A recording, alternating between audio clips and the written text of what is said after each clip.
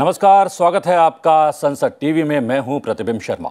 संसद के शीतकालीन सत्र का आज तीसरा दिन है। सदन की कार्रवाई शुरू होने से पहले हम हाजिर हैं दोनों सदनों में आज होने वाले कामकाज का पूरा ब्यौरा लेकर हमारे खास कार्यक्रम संसद में आज के साथ। हम आपको बताएंगे कि दोनों सदनों के एजेंडे में कौन से महत्वपूर्ण विधेयक शामिल हैं। ये भी दिखाएंगे कि प्रश्नकाल के दौरान सांसद जनहित से जुड़े कौन कौन से सवाल पूछने वाले हैं।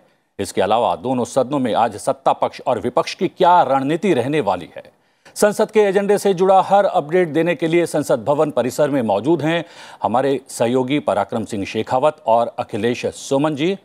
इसके अतिरिक्त हमारे साथ स्टूडियो में मौजूद हैं विशिष्ट मेहमान, बीजेपी के राज्यसभा सांसद अजय प्रताप सिंह जी हमारे साथ मौजूद हैं। इसके अलावा कश्मीर नेशनल कॉन्फ्रेंस के लोकसभा सांसद हसनैन मसूदी जी भी हमारे साथ स्टूडियो में मौजूद हैं और साथ ही वरिष्ठ पत्रकार राम कृपाल सिंह जी भी हमारे साथ स्टूडियो में मौजूद हैं। आप तीनों का बहुत बहुत स्वागत है। संसद में आज के एजेंडे पर आगे बढ़ने से पहले एक नजर डाल लेते हैं सबसे पहले हेडलाइंस पर।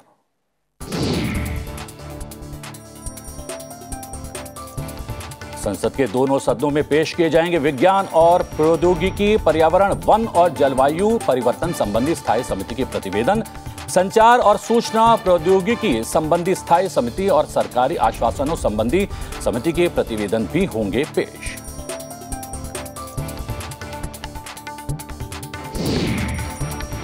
महिलाओं के प्रजनन अधिकारों के संरक्षण से संबंधित महत्वपूर्ण विधेयक पर लोकसभा में चर्चा आज। केंद्रीय स्वास्थ्य मंत्री मनसुख मांडविया विचार और पारित करने का करेंगे प्रस्ताव। विधेयक में सहायक रिप्रोडक्टिव प्रौद्योगिकी सेवाओं में सुरक्षित और नैतिक तौर तरीकों को अपनाने के प्रावधान होंगे।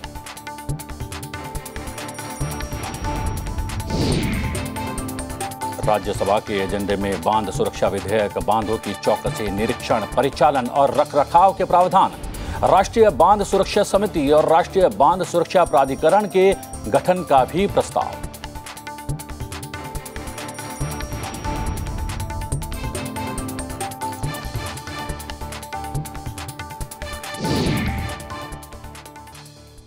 हम राज्यसभा और लोकसभा के आज के एजेंडे पर विस्तार से डालेंगे नजर और अपने मेहमानों से भी करेंगे उस पर खास चर्चा। लेकिन उससे पहले एक नजर कल दोनों सदनों में क्या कुछ हुआ उस पर नजर डालेंगे रिकैप के जरिए।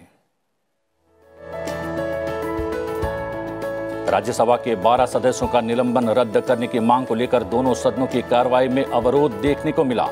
राज्यसभा सभापति एम वेंकैया नायडू ने 12 सदस्यों का निलंबन रद्द करने की अपील खारिज कर दी। हालांकि उन्होंने कहा कि विपक्ष और सरकार को बातचीत से मामले का हल निकालना चाहिए। गतिरोध दूर करने के लिए लोकसभा अध्यक्ष ओम बिरला ने सभी दलों के नेताओं के साथ बैठक की। इन सबके बीच हाईकोर्ट और सुप्रीम कोर्ट न्यायाधीश वेतन और सेवा शर्त संशोधन विधेयक 2021 कल लोकसभा में पेश किया गया।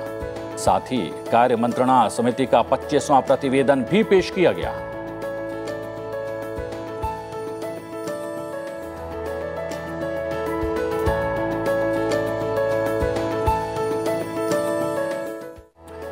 संसद के आज के एजेंडे की बात करें, दोनों सदनों की कार्यसूची में अहम कामकाज शामिल है। सबसे पहले एक नजर डालते हैं लोकसभा में आज क्या है खास। आज लोकसभा में भी the assisted reproductive technology regulation bill 2020 यानी सहायता प्राप्त जननीय प्रौद्योगिकी विनियमन विधेयक 2020 विचार और पारित किए जाने के लिए कार्यसूची में शामिल है। वैयक्तिक डाटा संरक्षण विधेयक 2019 संबंधी संयुक्त समिति की रिपोर्ट को भी पेश करने के लिए शीतकालीन सत्र के अंतिम सप्ताह तक समय बढ़ाने का प्रस्ताव भी पेश किया जाएगा। लोकसभा में 30 नवंबर 2021 को पेश कार्य मंत्रणा समिति के 25वें प्रतिवेदन से सहमति का प्रस्ताव भी होगा। सभा पटल अहम मंत्रालयों से संबंधित पत्र रखे जाएंगे और संसदीय समितियों की रिपोर्ट भी सदन में पेश की जाएगी। साथ ही प्रश्नकाल के दौरान सदस्य जनहित से जुड़े अहम सवाल भी पूछेंगे।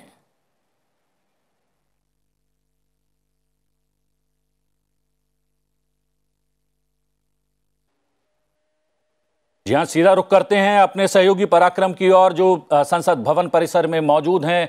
पराक्रम, आज का दिन कार्यसूची के हिसाब से बहुत महत्वपूर्ण है, लेकिन महत्व ये भी होता है कि कार्यसूची के हिसाब से सदन की कार्रवाई कितनी चल पाती है, नहीं चल पाती है। कल भी हमने देखा गतिरोध दूर करने का लगातार प्रयास किया जाता रहा। क्या है अपडेट? प्रतिबिंब, सबसे बड़ा यक्ष प्रश्न यही है कि आखिर संसद का गतिरोध कब और कैसे टूटेगा, क्योंकि राजधानी में जिस तरीके से सर्दी ने दस्तक दी है, ठीक उसी तरीके से सदन के भीतर का माहौल उसके विपरीत उलट गर्मा रहा है। ऐसे में लोकसभा की कार्यवाही की बात करें तो आज प्रश्नकाल से चूंकि शुरुआत लोकसभा की होती है, प्रश्नकाल के दौरान विभिन्न मंत्रालयों से कई महत्वपूर्ण सवाल पूछे जाने हैं। आज प्रश्नकाल के दौरान जो मंत्रालय शामिल हैं उनकी बात करें तो इलेक्ट्रॉनिकी और सूचना प्रौद्योगिकी, रेल मंत्रालय, उपभोक्ता मामले, खाद्य और सार्वजनिक वितरण मंत्रालय, कोयला, वाणिज्य, उद्योग, संचार मंत्रालय, खान, वस्त्र और योजना मंत्रालय से सवाल पूछे जाएंगे।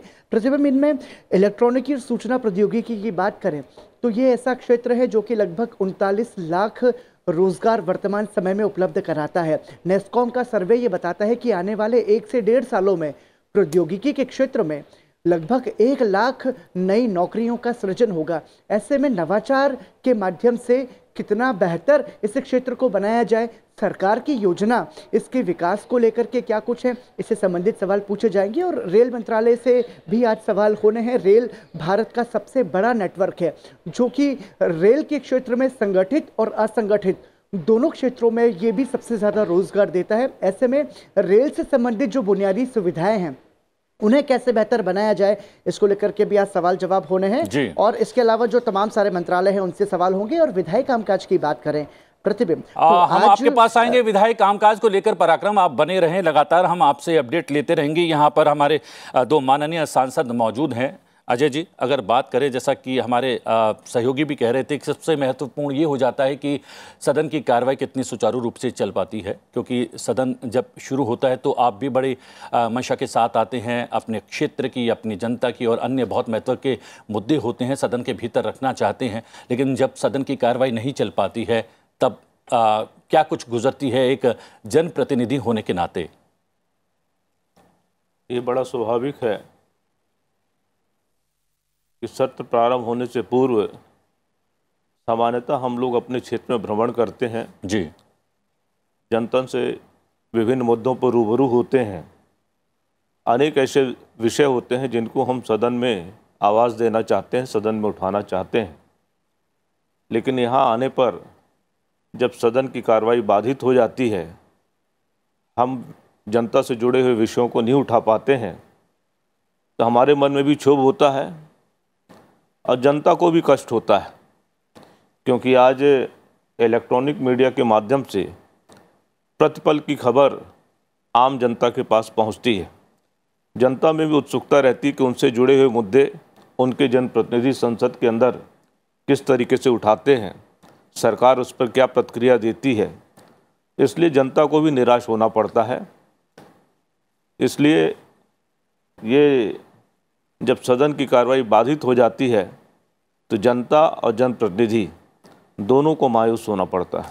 हसनैन जी, ये कहीं ना कहीं अजय जी ये कहने की कोशिश कर रहे हैं कि क्या कुछ चल रहा है सदन के भीतर, जब पर्दे के माध्यम से, टेलीविज़न के माध्यम से लगातार जनता देखती है, लोग देखते हैं, भारत के नागरिक देखते हैं, तो शायद उनको मंशा भी स्पष्ट हो जाती है कि किस मंशा से क्या कुछ हो रहा है। तो क्या मंशा को बहुत साफ रखकर सदन की कार्रवाई में हिस्सा लेना चाहिए, सदन की कार्रवाई को आगे बढ़ाना चाहिए? शर्मा साहब, ये तो पिछला जो हमारा था, पिछले साल का जो भी सेशंस थे वो तो वॉशअप हो गए जी। जो इश्यूज़ थे, फार्मर्स के इश्यूज़ थे और बाकी इश्यूज़ थे।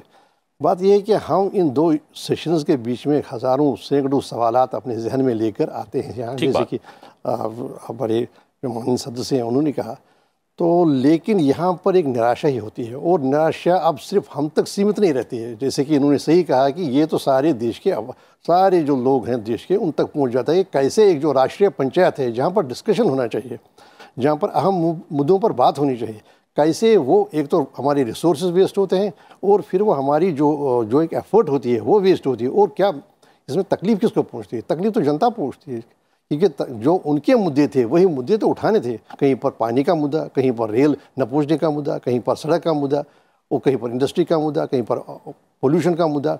ये सारे मुद्दे हमारे जहनों में ही रह जाते हैं, ये सवालात, और हम सवालात आगे लेकर जवाब नहीं ले सकते। और रामकृपाल जी, सबसे बड़ी बात यह है कि प्रश्नकाल को इस जो है शोर शराबे से या फिर जो सदन की कार्रवाई बाधित होती है उस बाधा से दूर रखने का एक जो है विचार सभी सांसदों के मध्य बना भी हुआ है।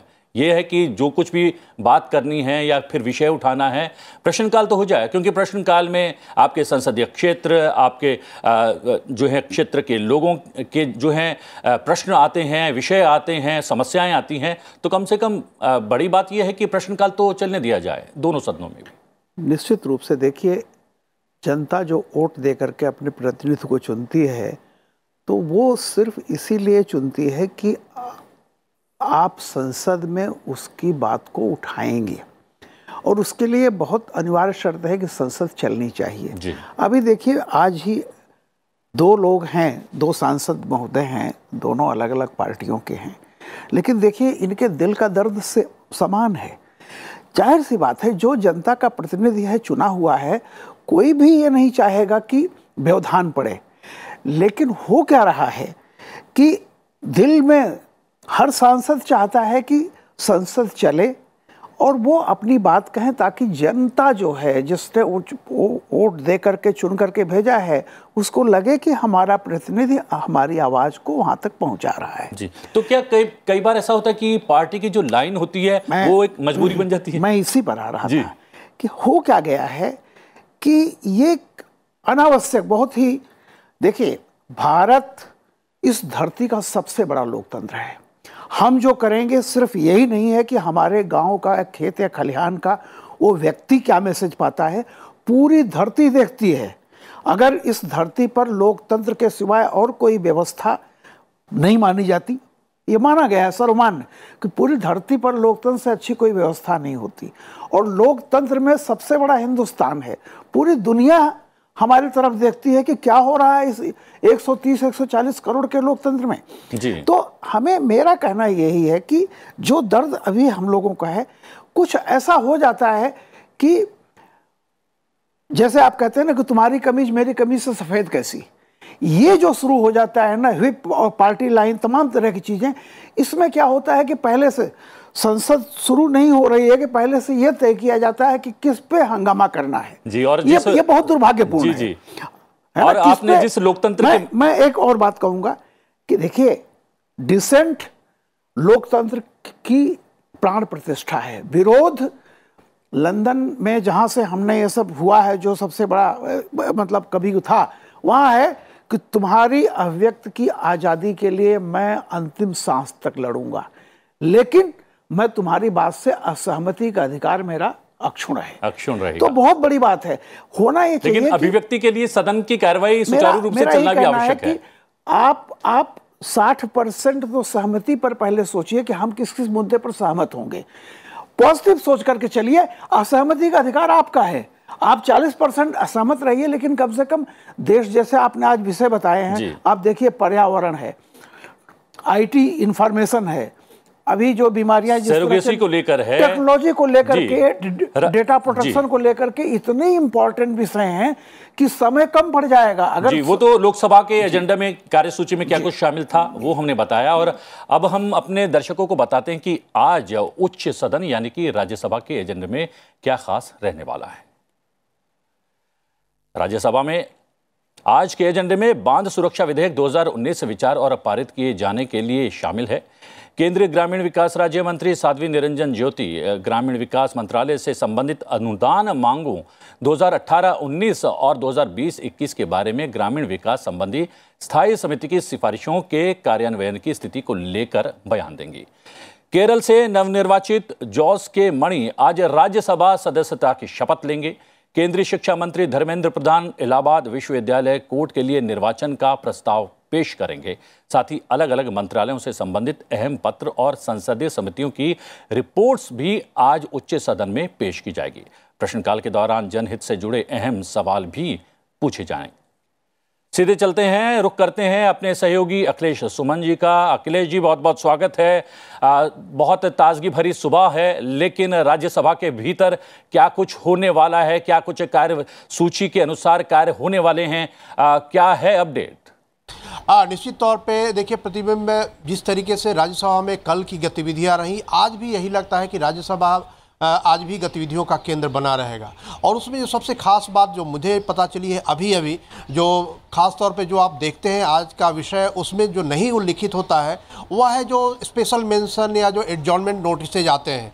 एडजॉर्नमेंट नोटिस आज 2 दिया गया है। आज एक एडजॉर्नमेंट नोटिस जो दिया है त्रिची सिवा ने, प्रताप सिंह बाजवा ने और दीपेंद्र हुड्डा ने दिया है, वह MSP के बारे में, फार्मर्स के लेके जो प्राइस है उसको फिक्सेशन के बारे में, बिल लाने के बारे में उन्होंने एक एडजॉर्नमेंट नोटिस दी है। मतलब कि पूरे दिन का कार्य स्थगन करके और उसके बाद वे इस पर चर्चा कराना चाहते हैं। और दूसरा शक्ति सिंह गोहिल ने दिया है एसेंशियल कमोडिटीज़ के जो दाम बढ़े हैं उसके बारे में उन्होंने एडजॉर्नमेंट नोटिस दी है। तो जो लगता है कि अब ये एडजॉर्नमेंट नोटिस आज दिया गया है, इस पे जो सभापति हैं विचार करेंगे और एडजॉर्नमेंट नोटिस पे हो सकता है हल्की सी नोकझोंक सरकार और विपक्ष के बीच में हो। अगर सरकार इसको बोले कि हाँ जी इस पे आज नहीं करेंगे, हम कल बहस करेंगे क्योंकि दोनों विषय महत्वपूर्ण है, इसे शॉर्ट ड्यूरेशन डिस्कशन में लेना है, किस डिस्कशन में लेना है, या सरकार फिर सभापति और अन्य विपक्षी दलों के साथ बातचीत करके करती है। लेकिन अगर आज का एडजॉर्नमेंट नोटिस आज ही होना हो, इसके लिए दबाव दे अगर विपक्ष, तो इसमें हल्की सी नोकझोंक आज भी हो सकती है। ये दोनों मुद्दे हैं। उसके अलावा अगर देखें तो स्पेशल मेंशन अभी तक 6 एडमिट हुए हैं। मतलब कि 6 एडमिट स्पेशल मेंशन होना बहुत खुशी की बात नहीं है। आमतौर पे स्पेशल मेंशन 12, 15, 20 किसी दिन होते हैं, तो 6 स्पेशल मेंशन अभी एडमिट हुए हैं। 0 आवर के 10 मुद्दे हैं जो 0 आवर में आएंगे। तो 1 घंटे का जो पूरा शून्यकाल होता है प्रश्नकाल के पहले का, जैसे कि राज्यसभा में आप जानते हैं कि प्रश्नकाल 11 बजे से शुरू नहीं होता, वो 12 बजे शुरू होता है और 11 बजे से 12 बजे के बीच में 0 आवर होता है, जिसमें कि अगर समय बचता है तो स्पेशल मेंशन भी लिया जाता है, नहीं तो स्पेशल मेंशन बाद में जब पूरे दिन का कामकाज खत्म होने लगता है उस समय स्पेशल मेंशन लिया जाता है। तो ये जो है जो अलिखित ये जो बातें हैं जो आपको मैंने बताई। उसके अलावा जो अभी 10 बजे विपक्षी दलों की बैठक मल्लिकार्जुन खड़गे के चैम्बर में हो रही है, जिसमें कि सारे फ्लोर लीडर्स जो विपक्ष के हैं वो उसमें शामिल रहने की संभावना है। जैसा कि कल हुआ था कि समाजवादी पार्टी और तृणमूल कांग्रेस के फ्लोर लीडर्स उसमें नहीं गए थे, आज भी संभावना उसी बात की है कि समाजवादी पार्टी और तृणमूल कांग्रेस के लीडर उसमें नहीं गए हैं। लेकिन जो कांग्रेस के खेमे की तरफ से बताया जा रहा है, उनका कहना है कि करीब करीब 19 राजनीतिक दल हैं। कल 17 राजनीतिक दल शामिल थे उसमें, और आज 2 और को मिला रहे हैं, जेडीएस जो देवेगौड़ा जी की पार्टी है, और उसके अलावा झारखंड मुक्ति मोर्चा जो है कल नहीं आ पाया था, हो सकता है उसके प्रतिनिधि आज शामिल हुए हों। तो ये बात पता चलेगी थोड़ी देर के बाद जब मीटिंग समाप्त हो जाती है। तो विपक्ष इस बात के बारे में विचार कर रहा है कि जनता में एक संदेश जो उनकी छवि खराब होती है वो छवि खराब होने वाला संदेश भी न जाए, और वे जो अपना प्रोटेस्ट है वो प्रोटेस्ट भी करते रहे, जो 12 सांसदों के निलंबन का मामला है। तो एक बात तो जो यह पता चल रही है कि गांधी मूर्ति के सामने वो धरना देंगे, हो सकता है दिन भर वो धरने में शामिल हो सकता है गीत संगीत का भी कार्यक्रम वो कुछ कर सकते हैं, नारे लगाने का कार्यक्रम कर सकते हैं। तो सदन के बाहर ये कार्यक्रम चलता रहेगा विपक्ष का। सदन के अंदर वे मसले को उठाने के पक्ष में है। बायकॉट करने की जहां तक बात है तो पूरे सेशन के बायकॉट करने के लिए कोई भी विपक्ष अभी तक तैयार नहीं है। वॉकआउट को वो अभी तक खारिज कर रहे हैं कि अभी हम वॉकआउट नहीं करेंगे, सदन में मामले को उठाएंगे, और निश्चित तौर पे सदन में क्या स्थिति बनती है इस बात का निर्धारण पहले न तो सत्ता पक्ष कर पाता है न विपक्ष कर पाता है। आप वहीं पर बने रहे अखिलेश जी, हम लगातार आपसे अपडेट लेते रहेंगे। फिलहाल हमारे साथ 3 माननीय गेस्ट जो हैं सदन में स्टूडियो में लगातार मौजूद हैं, और यहाँ पर बात चल रही थी अजय जी कि एडजर्नमेंट नोटिस लाया जाएगा, महत्वपूर्ण है, और इस बहाने शायद चर्चा भी हो जाए जिन विषयों को उठाना चाहता है विपक्ष। लेकिन सबसे बड़ी बात यही है, यक्ष प्रश्न, जैसा कि हमारे सहयोगी ने कहा भी कि यही है कि सदन की कार्रवाई चले। तो आज भी एक बैठक चल रही है 10 बजे, जैसा हमारे सहयोगी ने बताया, शायद उसके बाद कुछ जो है मध्य मार्ग निकले और सदन की कार्रवाई सुचारू रूप से चल पाए। हम तो हमेशा से ही सदन चलाने के पक्ष में रहे हैं। हमारा प्रयास रहा है कि सदन चर्चा का केंद्र बिंदु बने। कल भी बांध सुरक्षा बिल पे हम चर्चा कर सकते थे, उसको पारित कर सकते थे, लेकिन विपक्ष की अनुपस्थिति थी। इसके कारण हमने उस बिल को कल चर्चा में नहीं लिया जी, और ये प्रयास किया कि विपक्ष भी इस चर्चा में शामिल हो, उनके भी विचार आएँ और उनके विचारों से भी देश की जनता लाभान्वित हो और उसके पश्चात एक हेल्दी डिस्कशन के माध्यम से इस बिल को पारित किया जाए। तो हमारा उद्देश्य तो हमेशा से ही चर्चा को प्रोत्साहित करना है, चर्चा को बढ़ावा देना है। अब गेंद विपक्ष के पाले में है कि विपक्ष इस सारे परिदृश्य को किस तरीके से देखता है और उसमें अपनी क्या भूमिका निर्वहन करता है। स्वस्थ लोकतंत्र की दृष्टि से मेरी विपक्ष से अपील भी है कि वो सदन में आए, चर्चा में भाग लें और जो भी उनका मत है, जो भी विचार है, जो भी उनको कहना है, सदन के फ्लोर पर कहें तो वो ज़्यादा जनहित में होगा। जी हसनैन जी, हमने देखा कि सदन के भीतर, सदन के बाहर दोनों और लगातार तीनों किसान बिलों को वापस लेने के लिए आप जोर लगा रहे थे और आखिरकार सरकार ने ठीक इस सत्र से पहले तीनों किसान बिल वापस लेने की घोषणा कर दी और सदन के भीतर ऐसा हुआ भी है। अब इस पर चर्चा करके आपको नहीं लगता कि रिवर्स गियर में कहीं ना कहीं सदन की कार्रवाई को लाना? शर्मा साहब, बात यह है कि सदन चलाना सरकार की जिम्मेदारी है। जी देखिए, जो विपक्ष होता है, अपोजिशन तो हमेशा एक तो क्रिटिसिज्म करती है और आलोचना करती है कि ये सही कदम हुआ, ये नहीं हुआ सही कदम, और कैसे होना चाहिए था, क्या होना चाहिए था, तो उसका अधिकार ही है और उनका यही होता ही एजेंडा है। लेकिन यहाँ सरकार ही नहीं चाहती है कि सदन चले।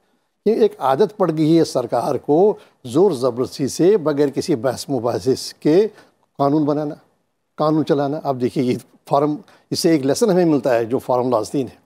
जब हम आए थे आपकी चर्चा में, हम तब भी शामिल हुए थे। जी। तब भी हमने कहा था जी विचार विमर्श कीजिए, बहस तमहीज़ कीजिए, आपस में डिस्कशन कीजिए, तब भी बात। अब देखिए, इस साल दो साल के इतिहास में अभी कह रहे थे हमारे जो माननीय पत्रकार हैं, वो कह रहे थे कि सबसे बड़ा लोकतंत्र, एक भी बिल सिलेक्ट कमेटी को नहीं की, एक भी एडजॉर्नमेंट मोशन पास नहीं हुई, मंजूर नहीं की गई, एक भी कॉलिंग के अटेंशन मोशन नहीं एक्सेप्ट की गई 2.5 साल में। तो देखिए, जब यहाँ हमने देखा है, हमारी जो परंपरा थी ना, 2 मेंबर होते थे अपोजिशन में, उनके कहने पर बहस होती थी, लंबी बहस होती थी। वो 1962 का वार था या कोई और महत्वपूर्ण था। तो और जब मैडम गांधी नहीं, ऐसा नहीं है कि सदन के भीतर तो अभी भी काफी लंबी चर्चा होती रही है। आप स्वयं जो है 12 साढ़े 12 बजे तक उन चर्चाओं में शामिल रहे। देखिए जी, वो हुई जो उनको उनके मन को बात थी। देखिए, जो ऑब्जेक्टिव और फेयर है वो बहस होती नहीं। अब देखिए, 12 का जो सस्पेंशन की बात है, पिछले सदन में कोई वाक़ा हुआ है और ये बड़ा ही मशकूक है कि क्या उसका सदन की किसी चीज़ को आज लाया जाएगा उस सदन में, इस सदन में, इस वाले सेशन में उसको अब उनको सस्पेंड किया जाएगा। वो भी बड़ा ही उस पर प्रश्न है, उस पर भी क्वेश्चन मार्क है।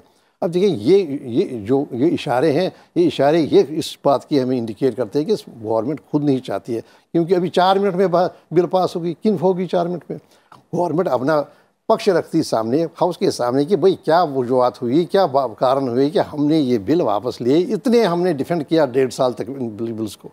लेकिन रामकृपाल जी, प्रधानमंत्री ने जब कैबिनेट ने इस पर मोहर लगाई, उससे पहले ही प्रधानमंत्री ने जब घोषणा की थी गुरु नानक देव की जयंती पर, उन्होंने कहा था कि ये एक प्रकाश था, हम चाह रहे थे कि ये प्रकाश किसानों तक पहुंचे, लेकिन ये प्रकाश हम पहुंचाने में किसानों तक कहीं ना कहीं सफल नहीं हो पाए, इसलिए इन तीनों बिलों को वापस लिया जा रहा है। उन्होंने कहीं ये नहीं कहा कि ये बिल सही नहीं थे, हम मान गए हैं कि ये बिल जो हैं किसान विरोधी थे।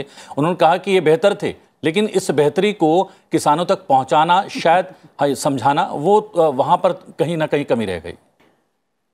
बिल्कुल आप सही कर रहे हैं। देखिए, मैं एक सामान्य आम आदमी इस देश का, मैं 1 साल से एक बात सुन रहा था और पूरा देश सुन रहा था, पूरी दुनिया सुन रही थी कि ये तीनों कानून बिना शर्त वापस लिए जाएं, इस पर कोई बहस मुबाहिसा नहीं होगा। 1 पॉइंट प्रोग्राम कि तीनों कानून तुरंत वापस लो। ठीक है, हमने सरकार ने कहा कि हम वापस लेते हैं। अब बोले रुक जाओ, ये बता के जाओ क्यों वापस ले रहे हो। अरे भाई, मांग ही आप कर रहे हो कि बिना कोई बहस के, बिना किसी मुद्दे के कानून वापस होंगे। आपने कहा कि इस पर कोई बहस नहीं होगी, इस पर कोई विचार नहीं होगा। बार बार यही तो मांग थी ना। जी। अपोजिशन भी मांग कर रहा था, सामने से किसान का था, तो वहां बार बार टिकैत हो चाहे जो भी हो, सब यही कह रहे थे कि ये 3 कानून वापस लो, इसके सिवा कोई दूसरी। तो उसके बाद बात शुरू होगी। अगर किसी और मुद्दे बात करनी है तो after that first you have to repeal the all 3 act. तो जो सरकार ने तीनों कहा कि भाई हम वापस लेते हैं, चलो हम आपको समझा नहीं पाए, हम वापस लेते हैं। आप कह रहे हैं कि बिना बहस के कैसे वापस ले लिया। तो मेरा यही कहना है, देखिए इससे क्या लगता है कि आप कन्फ्रंटेशन, ये मैं आम एमपीज की बात नहीं करता, यहाँ बैठे हैं खुद, लेकिन ये जो पॉलिटिकल पार्टीज होती हैं ना, जो उनकी लाइन होती है कि जैसे वही कि मेरी कभी ऐसे कैसे जाने देंगे, यानी तो ये मुझे बड़ा वो लगा। दूसरी बात जो है 12 सांसदों का सस्पेंशन, देखिए हर चीज़ क्या होती है कि संविधान की भी एक नियम और कानून की भी अपनी सुप्रीमेसी होती है। कोई भी चीज़ करके आप अननोटिस नहीं जा सकते। जो घटना हुई थी बहुत ही शर्मनाक थी। ठीक है, क्वांटम ऑफ पनिशमेंट या जिसको भी आप कहते हैं दर्ज करना कि नहीं, आप हम रूल ऑफ लॉ नियम के तहत चलते हैं। ये देश ऐसे नहीं है कि वो चलेगा। तो संविधान है, संविधान द्वारा प्रदत्त जो अधिकार हैं वो स्पीकर को भी हैं सबके। तो उन्होंने एक सिंबॉलिक दे दिया कि अननोटिस न जाए कि आप पार्लियामेंट को अराजकता के लेवल तक नहीं ले जा सकते। लेकिन अब जैसा सभापति ने कहा है, मुझे ऐसा लग रहा है कि उन्होंने कहा है कि सत्ता पक्ष और विपक्ष दोनों बैठ के बात करें। यानी इसका मतलब है कि वो, मुझे लगता है आज से कल में एमिकेबल एक हो जाएगा, बात चलेगी। तो ये दर्ज भी हो गया। वो कहा जाता है ना, रिंद की रिंद रहे। और तो वो एक बहुत जरूरी था कि आप ये नहीं कर सकते। आप देखिए, प्रतिरोध और एक अराजक ढंग से एक आपराधिक वो तौर तरीके से कोई मेज पे चढ़ जाए, कोई किसी हाथापाई हो, देखिए ये संसद। और सबसे बड़ी बात यह है कि शीतकालीन सत्र शुरू हो गया है। शीतकालीन सत्र के साथ साथ बहुत सारी चुनौतियां देश के लिए और पूरे विश्व के लिए खड़ी हो गई हैं। कोविड-19 का नया वेरिएंट जो है पूरे विश्व को परेशान कर रहा है। अगर पराक्रम हमारे साथ जुड़े हुए हैं, पराक्रम आवाज आ रही है मेरी? पराक्रम के पास जाने की कोशिश करेंगे, क्योंकि एक जो है ये भी कहा जा रहा है कि शायद 193 के तहत नियम के तहत जो है आज चर्चा भी हो सकती है। लेकिन लोकसभा में आज सहायता प्राप्त, बिलों की बात करें तो लोकसभा में आज सहायता प्राप्त जननी प्रौद्योगिकी विनियमन विधेयक यानी assisted reproductive technology regulation bill 2020 पर विचार होगा। केंद्रीय स्वास्थ्य और परिवार कल्याण मंत्री डॉक्टर मनसुख मांडविया विधेयक को पारित किए जाने का भी प्रस्ताव करेंगे। इस बिल के मुताबिक एआरटी क्लिनिक और बैंक को national registry of banks and clinic of India में रजिस्टर्ड होना अनिवार्य होगा। सहायक प्रजनन तकनीक यानी एआरटी का इस्तेमाल इनफर्टिलिटी की समस्या के समाधान के लिए भी किया जाता है और विधेयक के प्रावधानों के मुताबिक एआरटी प्रक्रिया के लिए सेवा की मांग करने वाले दोनों पक्षों और डोनर की लिखित सहमति जरूरी होगी। सबसे अहम बात यह है कि इस प्रक्रिया से जन्मे बच्चे को वही अधिकार मिलेंगे जो कमीशनिंग कपल के प्राकृतिक बच्चों को मिलते हैं।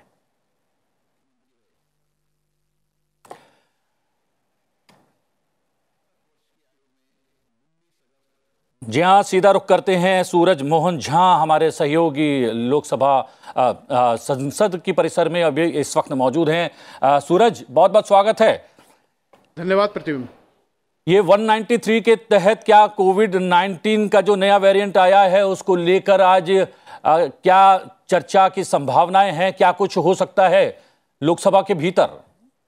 प्रतिबिंब, कल जब सदन में गतिरोध नहीं टूटा तो लोकसभा अध्यक्ष ने एक सहमति बनाने के लिए लोकसभा में तमाम जो फ्लोर लीडर्स हैं अलग अलग पार्टियों के, उनको बुलाया था वार्ता के लिए। वहाँ पर एक चूंकि अभी कोरोना के इस नए वेरिएंट को लेकर पूरे विश्व में चर्चा है और कल हमने देखा था स्वास्थ्य मंत्री ने सदन में कहा भी था कि 12 देशों में ये वेरिएंट पाया गया है। तो एक सहमति बनी थी कि क्यों ना लोकसभा में इस नए वेरिएंट पे चर्चा की जाए विस्तृत, जिसका जवाब स्वास्थ्य मंत्री सदन के अंदर दें। तो एक अल्पकालिक चर्चा 193 के तहत, नियम 193 के तहत विचार किया गया और उस पर सहमति बन गई है। अगर सदन आज चलता है सुचारू रूप से तो इसकी पूरी संभावना है कि नियम 193 के तहत एक अल्पकालिक चर्चा आज सदन में कोरोना के इस नए वेरिएंट पर किया जा सकता है, जिसका जवाब स्वास्थ्य मंत्री देंगे। यहां प्रतिबिंब मैं दर्शकों को बताना चाहता हूं कि नियम 193 के तहत चर्चा में सभी भाग लेते हैं, उसका जवाब दिया जाता है, लेकिन इस चर्चा के तहत मतदान नहीं होता है।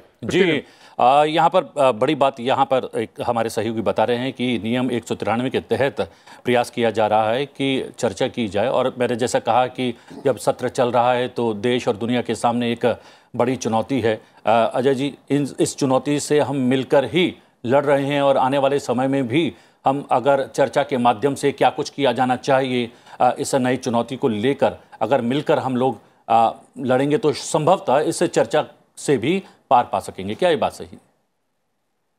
कोरोना पूरे विश्व के लिए एक लंबे समय से चुनौती बना हुआ है। पूरा विश्व पीड़ित है और संयोग से ऐसा है कि कोरोना हमेशा अपना स्वरूप बदलता रहा है जी।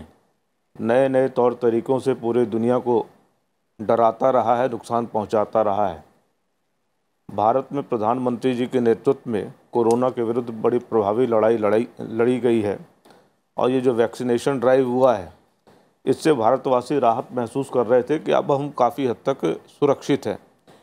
किंतु आजकल जैसे नए वेरिएंट की चर्चा हो रही है जिसका उल्लेख अभी आपने किया है कि 12 देशों में पाया गया है, इससे एक बार फिर पूरे देश में एक भय का वातावरण, एक शंका का वातावरण घिर रहा है। इसलिए बहुत अच्छी बात है कि इस संबंध में संसद में चर्चा हो, सभी के विचार आएँ और सभी के विचारों के आधार पर इस वेरिएंट का भी मुकाबला करने के लिए सरकार कोई योजना बनाए, कोई नीति बनाए जी। इसलिए ये बड़ी सार्थक चर्चा होगी, उपयोगी चर्चा होगी। महत्वपूर्ण ये है कि जान है तो जहान है जी। जान बचेगी तो हम विषयों पर चर्चा भी कर लेंगे, अपना विरोध भी दर्ज करवा लेंगे और विरोध के माध्यम से अपनी बातें मनवा भी लेंगे। लेकिन आज एक बड़ी चुनौती कोविड-19 के रूप में हमारे सामने है। रूप बदल कर ये बीमारी हमारे सामने आ रही है, फिर से रूप बदला है। दक्षिण अफ्रीका से लेकर यूरोप तक इससे अब जो है प्रताड़ित होने लगे हैं, प्रभावित होने लग गए हैं लोग। कितनी महत्वपूर्ण बात है अगर 193 के तहत चर्चा ये मुद्दा है जिसमें पर हर एक को इकट्ठे होना चाहिए जी। और तकरीबन ये मुद्दा सबको जोड़ना चाहिए और छोटी मोटी अगर आपस में डिफरेंस है उनको एक साइड में, क्योंकि हमने पहले भी हमसे भूल हुई थी जनवरी में, पिछले साल जनवरी में, फिर दूसरी वेव पर भी आपको मालूम है कितना परेशानी हो गई हमारे लोगों को वो उससे बाहर निकलने में। लेकिन अब की बार हम अफोर्ड नहीं कर सकते क्योंकि जो भी हमारे इनपुट्स आ रहे हैं इसके बारे में इंफॉर्मेशन आ रही है, जो नया वेरिएंट है तो ये तो बड़ी ज़बरदस्त रफ्तार से फैलने वाला है और प्रभावित करने वाला है और मुतासिर करने वाला है। या रामकृपाल जी ने एक बात कही है कि कम से कम हम जो कुछ मुद्दे हैं जिन पर हम साथ आ सकते हैं उनको पहले तय करना चाहिए। विरोध वाले मुद्दे हमें शायद बाद में, और वही में अगर 193 का नोटिस हुआ है शॉर्ट डिस्कशन का, मुझे लगता है कि उसको हमें मंजूर करना चाहिए और ताकि बिल्कुल हर एक उस बाग में, उस बहस में भाग ले, ताकि हर एक अपना व्यू पॉइंट कहे और सरकार एक कोई पॉलिसी बनाई दीजिए। आजकल आ रहे हैं मुतालबे, बॉम्बे से आ रहे हैं, महाराष्ट्र से आ रहे हैं, दिल्ली से आ रहे हैं, एयर ट्रैफिक पर आप एयर ट्रैफिक कम कीजिए या वहाँ से जो एयर ट्रैफिक है उसको अलाउ ना कीजिए, ये भी बड़े हैं। और इसका फॉलो आउट क्या होगा, इसके असरात क्या होंगे, इस पर जब तक बहस नहीं होगी एक संसद में, जब बहस नहीं होगी तब तक हम एक गवर्नमेंट को भी एक दिशा की तरफ नहीं ले जा सकते हैं कि एक अपना डायरेक्शन एक लिए। बूस्टर का बार बार एक मांग की जा रही है कि शायद अगर बूस्टर का उपयोग किया जाए तो नए वेरिएंट से भी लड़ा जा सकता है या फिर कारगर तरीके से लड़ा जा सकता है। जिस लड़ाई को हम लगातार जो है बहुत सफलता से लड़ रहे हैं उसमें जीत हासिल करने के लिए बूस्टर की मांग भी हो गई। प्रतिबिंब जी, अभी मैं रास्ते में जब आ रहा था तो एक आजकल व्हाट्सएप पे मैसेज आते हैं, एक किसी ने बड़ा सामयिक मैसेज भेजा कि ये जो नया वेरिएंट है ओमिक्रॉन, ये इतना खतरनाक है कि ये हवा की नहीं, ये तो चैनल से फैल रहा है। कहने की मतलब ये है कि भ्रम और भय की स्थिति इस कदर बनी हुई है। और ये जो पार्लियामेंट है, संसद है, पूरे देशवासी को ये बहुत ज़रूरी है कि स्थिति एक्चुअली है क्या। क्योंकि देखिए, जो भी यहाँ से बात आएगी, संसद में जो बात कही जाएगी, लोगों से भ्रम खत्म होगा, भय खत्म होगा, क्या है नहीं है और आगे की हमारी तैयारियां क्या हैं। देखिए, बहुत सारा मेरे ही घर में लोग विदेश जाने की तैयारी कर रहे हैं। अब उनको इस बात की शंका है कि पता नहीं क्या होगा कि नहीं होगा। तो एग्जैक्टली क्या स्थिति है, पहली बात तो सच क्या है, और अगर सच मान लीजिए कोई भयावह स्थिति भी आने वाली है तो हम लड़ेंगे तो हम ही ना। हमने इतनी दो लहर तो कम, जो सरकार की तरफ से जो एक बात आएगी, संसद की तरफ से एक बात आएगी, तो आप समझिए कि आज का सबसे बड़ा मुद्दा ये है। मैं कह रहा हूँ कि हर घर में, अमीर हो, गरीब हो, शहर हो, गांव हो, देहात हो, सब जगह चर्चा का विषय बना हुआ कि है क्या चीज़ है। और जिस तरह से खबरें आती हैं टुकड़ों टुकड़ों में कि 12 पूरे यूरोपियन यूनियन ने बैन कर दिया है। अब क्या हो रहा है कि उससे एक अजीब सा भय की स्थिति हो रही है। हमें भी नहीं पता है कि कल को रेल बंद हो जाएगी या विमान बंद हो जाएंगे तो क्या होगा। ये बहुत जरूरी है। और मुश्किल से हम लोग पटरी पर आए हैं, हमारी अर्थव्यवस्था थोड़ा सा बेहतरी की ओर जा रही है। बिल की अगर बात करें तो राज्यसभा में बांध सुरक्षा विधेयक 2019 सदन की कार्यसूची में आज शामिल है और केंद्रीय जल शक्ति मंत्री गजेंद्र सिंह शेखावत विधेयक पर विचार और पारित करने का प्रस्ताव करेंगे। इसमें बांधों की चौकसी, निरीक्षण, परिचालन और रखरखाव के प्रावधान हैं। इन बांधों में 15 मीटर से अधिक ऊंचाई वाले या 10 मीटर से 15 मीटर की ऊंचाई और विशिष्ट डिजाइन और स्ट्रक्चर वाले बांध शामिल हैं। विधेयक में राष्ट्रीय बांध सुरक्षा समिति और राष्ट्रीय बांध सुरक्षा प्राधिकरण के गठन का भी प्रस्ताव किया गया है। लोकसभा से विधेयक को अगस्त 2019 में ही मंजूरी मिल चुकी है। हमारे सहयोगी अखिलेश जी लगातार बने हुए हैं। अखिलेश जी, बहुत महत्वपूर्ण विधेयक है और सीधे सीधे तौर पर पूरी देश की सुरक्षा जो है इस पर जो है निर्भर है और माना यह जाता है कि विश्व में 3 देश जिनमें सबसे ज़्यादा बांध हैं उनमें एक भारत का भी शुमार है, इसलिए ये विधेयक और भी महत्वपूर्ण हो जाता है। निश्चित तौर पे प्रतिबिंब में देखिए जिस तरीके से हमारे यहाँ जो बांधों की स्थिति रही है, मुझे याद है कि केरल में जब बाढ़ आई थी और मैं भी उसे कवर करने गया था तो एक सबसे बड़ा जो डर वहाँ बैठा हुआ था कि कई पुराने बांध अगर वो बांध टूट जाएंगे तो उसके सामने के जितने गांव हैं सारे गांव की क्या स्थिति हो गया, जो शहर है। तो इसलिए बार बार जब भी बारिश का मौसम आता है बांधों की सुरक्षा का खतरा काफ़ी बढ़ जाता है और इसलिए एक प्रावधान किया गया था पूरे देश में। काफ़ी पहले से ये प्रावधान है कि मानसून के पहले और मानसून के बाद बांधों का सेफ्टी ऑडिट होना चाहिए, लेकिन पाया यह गया कि शायद ही कोई राज्य इस तरह की सेफ्टी ऑडिट करता है और इसी बात को ध्यान में रखते हुए सीएजी ने एक रिपोर्ट दी थी और सीएजी की रिपोर्ट में 2008 से 2016 के बीच की यह रिपोर्ट थी और उस रिपोर्ट में यह पाया गया था कि इस तरह के सेफ्टी जो इवैल्यूएशन है सिर्फ 2 स्टेट ने किया था और उसके देखते हुए आंध्र प्रदेश और पश्चिम बंगाल ने एक रिजोल्यूशन पास किया अपने विधानसभा में और उसमें कहा कि एक सेंट्रल लॉ बनाया जाए और उस सेंट्रल लॉ के तहत स्टेट को भी शामिल किया जाए, या तो स्टेट उस लॉ को फॉलो कर लें या उसे देखते हुए पूरी मॉडल लॉ बनाया जाए, लेकिन किसी न किसी तरीके से सेंटर को इस मामले में शामिल किया जाए, क्योंकि ऐसे तो पानी का संरक्षण और पानी का वितरण राज्यों का विषय है,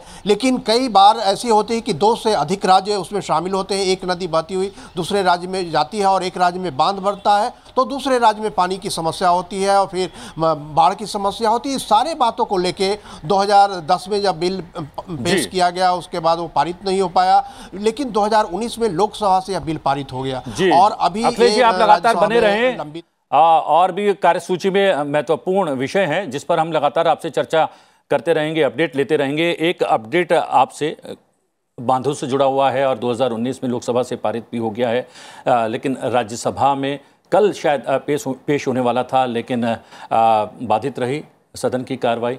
आज संभावना बन रही है क्या? हम विपक्ष से उम्मीद करते हैं कि वो सदन में उपस्थित होगा और इस महत्वपूर्ण विधेयक पर चर्चा में भाग लेगा। हमारा मत रहा है और कल भी सदन के अंदर हमारे संसदीय कार्य मंत्री ने इसका उल्लेख किया है कि हम केवल बहुमत के आधार पर इस विधेयक को नहीं पारित करना चाहते हैं। हम सभी से चर्चा, विचार विमर्श करने के उपरांत इस विधेयक को पारित करना चाहते हैं, जिससे कि इस विधेयक के हर पहलू से सभी लोग अवगत हो सकें और एक स्वस्थ और अच्छा विधेयक पारित हो।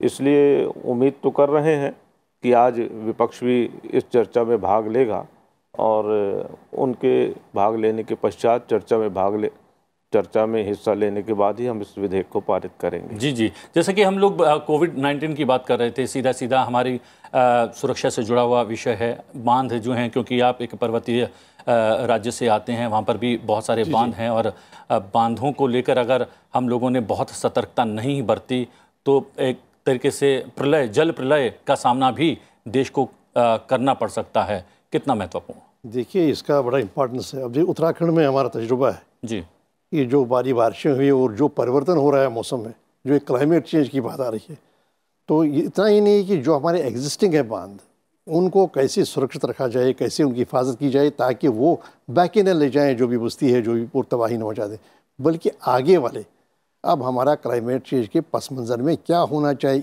इस तरफ रुख क्या, और हमारा ये बांध बनाने के जो मामले हैं क्या उन पर एक रिव्यू होना चाहिए, एक सेकंड लुक होनी चाहिए।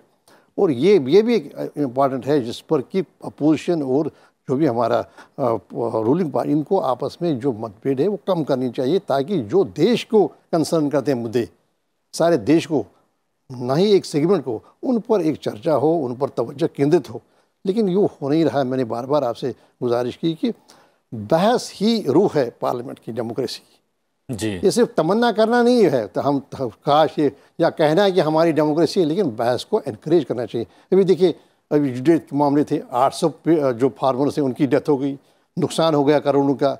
MSP का क्या बात है, वही एक वसीला बन जाता अगर इस पर बहस होती, 4 मिनट में बिल पास न होती। तो बार बार मेरी यही गुजारिश होगी, बहस को आगे ले जाइए। रामकृपाल जी, यहाँ पर बहस की बात चल रही है। बहस के लिए सदन की कार्रवाई चलना आवश्यक होता है, सदन की कार्रवाई चले, यही हम लोग आशा करते हैं। लेकिन ये बांधों से जुड़ा हुआ बिल कितना महत्वपूर्ण। देखिए, आपने बहुत महत्वपूर्ण मुद्दा जो आज रखा है। अब आप इससे कल्पना कर लीजिए कि कई बार ऐसा होता है हमारे यहाँ कि हम मानवीय भूल को प्राकृतिक आपदा का नाम दे देते हैं जी।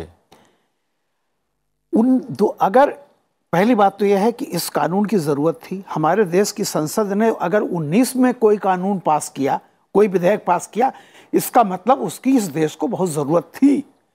लेकिन दुर्भाग्य देखिए कि 2021 का सूर्य ढलने जा रहा है, 2022 आ रहा है, एक सदन पास कर रहा है और दूसरे सदन में पहुंचने में 3 साल लग जाते हैं।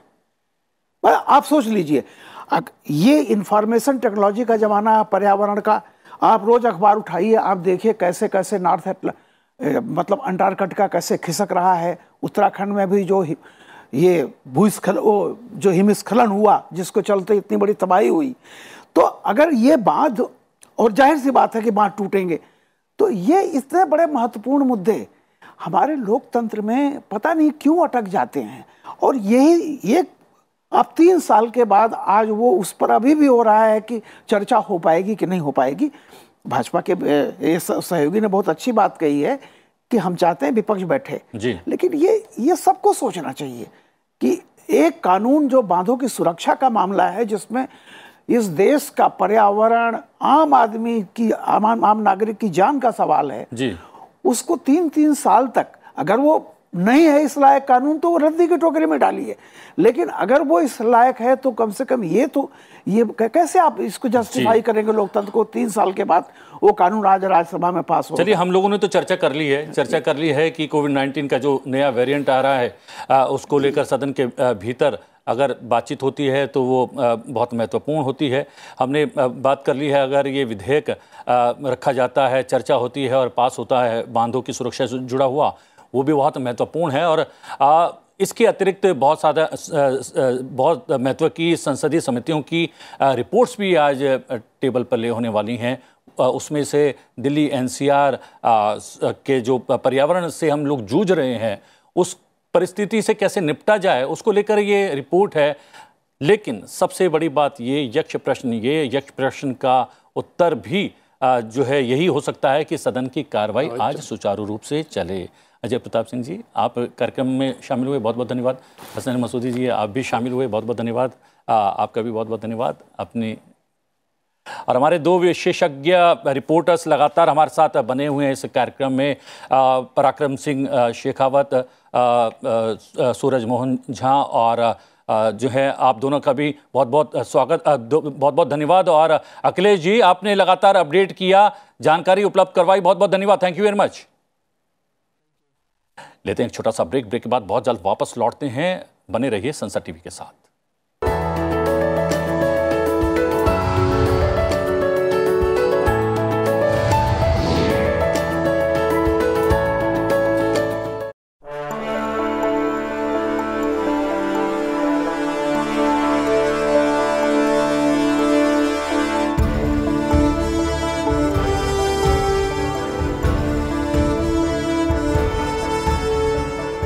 Those in favor please say aye. जो सदस्य विरोध में ना गए, I think the ayes have it. हवालों के पक्ष में ayes have it. The bill is passed.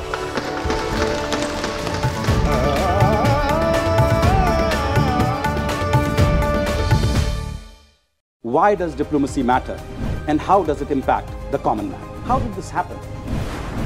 And what can be done to repair this important relationship? What is new in our foreign policy?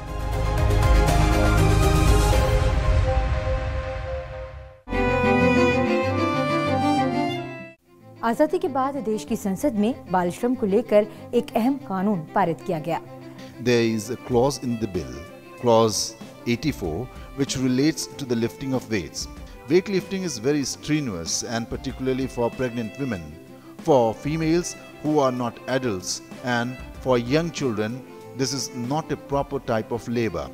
I wish an exemption could have been made prohibiting the employment of these categories of works in weightlifting.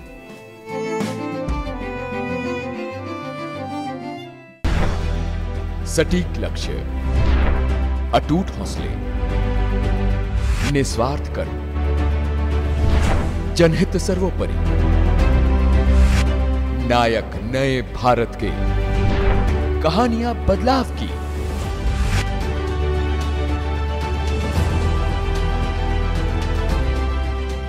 ये भी नायक सिर्फ संसद TV पर।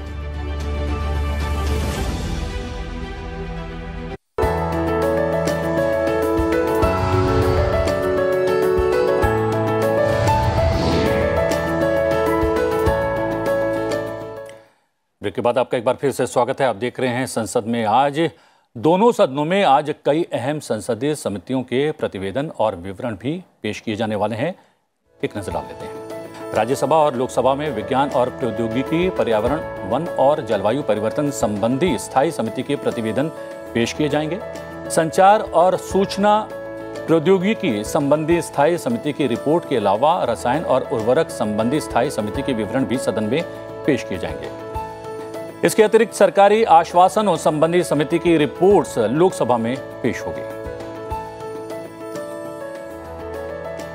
लोकसभा में आज प्रश्नकाल के दौरान इलेक्ट्रॉनिकी और सूचना प्रौद्योगिकी, रेल, उपभोक्ता मामले और खाद्य और सार्वजनिक वितरण, कोयला, वाणिज्य और उद्योग, संचार, खान, वस्त्र और योजना मंत्रालय से जुड़े प्रश्न पूछे जाएंगे।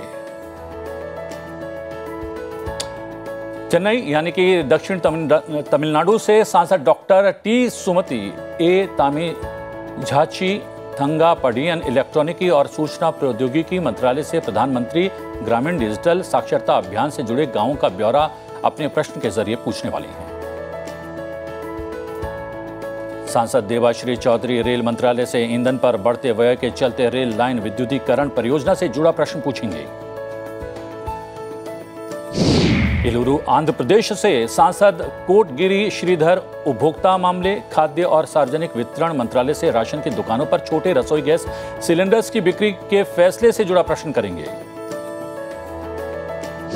सांसद कुरुवा गोरांतला माधव रेल मंत्रालय से आंध्र प्रदेश में कंटेनर विनिर्माण सुविधा की स्थापना से जुड़ा प्रश्न करेंगे। सांसद चिंता अनुराधा कोयला मंत्रालय से कोयला खनन क्षेत्र से नीलामी प्रक्रिया में तेजी लाने के लिए रोलिंग नीलामी प्रणाली को आरंभ करने से जुड़ा सवाल करेंगे। सांसद डॉक्टर डी रवि कुमार वाणिज्य और उद्योग मंत्रालय से पाटन रोधी शुल्क से जुड़ा प्रश्न करेंगे।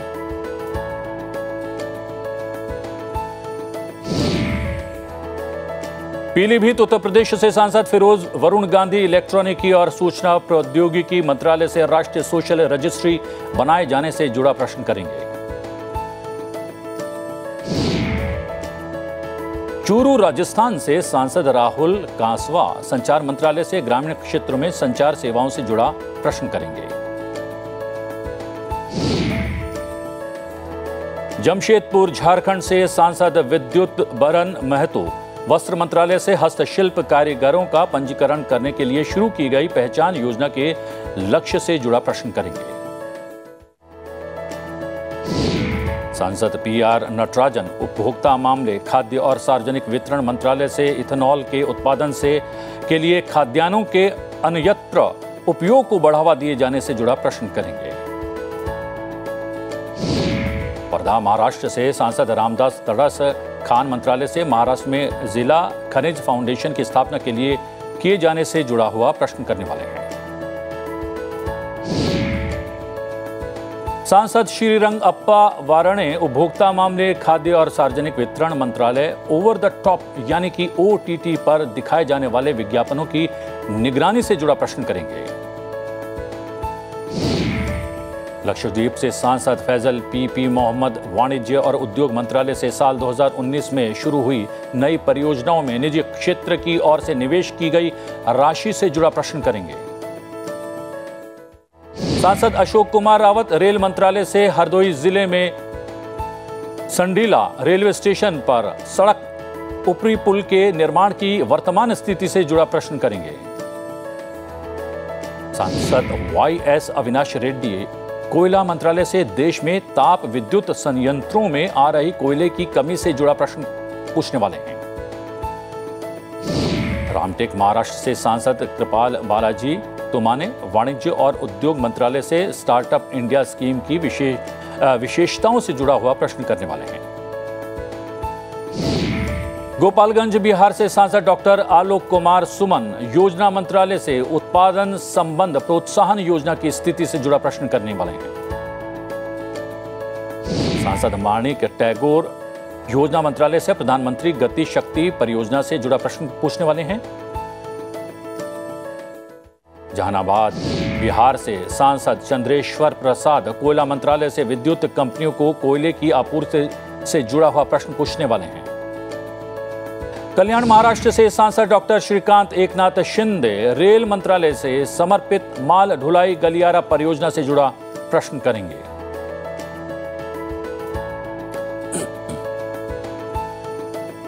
यहां राज्यसभा में प्रश्नकाल के दौरान कौन से महत्व के प्रश्न पूछे जाने वाले हैं उस पर नजर डाल लेते हैं। राज्यसभा में प्रश्नकाल के दौरान सांसद शिक्षा पंचायती राज, संसद परिवहन और राजमार्ग, गृह महिला एवं बाल विकास और जनजातीय कार्य मंत्रालय से प्रश्न पूछे जाएंगे। सांसद रेवती रमन सिंह शिक्षा मंत्रालय से राष्ट्रीय शिक्षा नीति के अंतर्गत उच्च शिक्षा से के क्षेत्र में वैश्वीकरण से जुड़ा प्रश्न करने वाले हैं। प्रश्नकाल के दौरान सांसद महेश पोद्दार पंचायती राज मंत्रालय से स्वामित्व योजना के कार्यान्वयन की स्थिति से जुड़ा प्रश्न करेंगे। सांसद ब्रजलाल सड़क परिवहन और राजमार्ग मंत्रालय से बीते 3 सालों में सड़क दुर्घटनाओं में पैदल यात्रियों की मौत के आंकड़ों से जुड़ा प्रश्न करेंगे।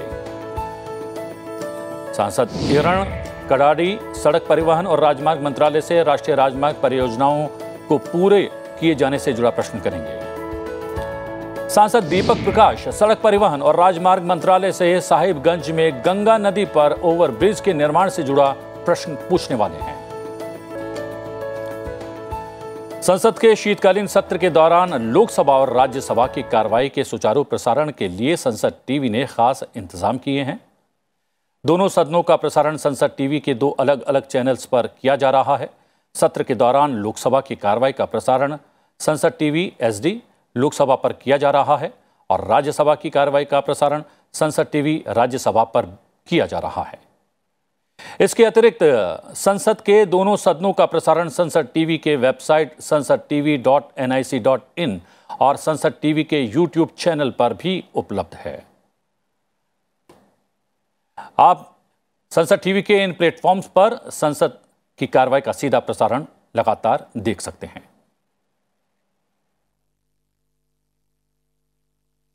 फिलहाल संसद में आज में इतना ही। आपसे कुछ देर में दोनों सदनों की कार्रवाई शुरू होने जा रही है। संसद टीवी पर आप देख सकते हैं दोनों सदनों की कार्रवाई का सीधा प्रसारण।